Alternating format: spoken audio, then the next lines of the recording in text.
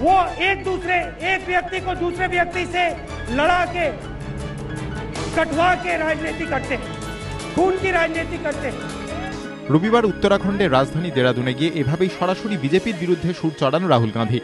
সম্প্রতি সোনিয়া গান্ধী তীব্র কটাক্ষের সুরে বলেছিলেন বিজেপি বিষের চাষ করছে। একাধিকবার এর পাল্টা জবাব দিয়েছেন নরেন্দ্র মোদী। এদিন সেই তরজায় নতুন মাত্রা যোগ করেন রাহুল। वो एक व्यक्ति को दूसरे व्यक्ति से लड़ा के कटवा के राजनीति करते हैं, खून की राजनीति करते हैं। দুর্নীতি ইস্যুকে হাতিয়ার করে প্রায় প্রতিটি সভা থেকেই কংগ্রেসকে বিঁধছেন বিজেপির প্রধানমন্ত্রী পদপ্রার্থী নরেন্দ্র মোদী। এদিন সেই দুর্নীতি ইস্যুতে নাম না করে মোদীর বিরুদ্ধে সুর চড়ান রাহুল। মহিলাদের ক্ষমতায়নের পক্ষে সম্প্রতি বারবার সওয়াল করেছেন রাহুল।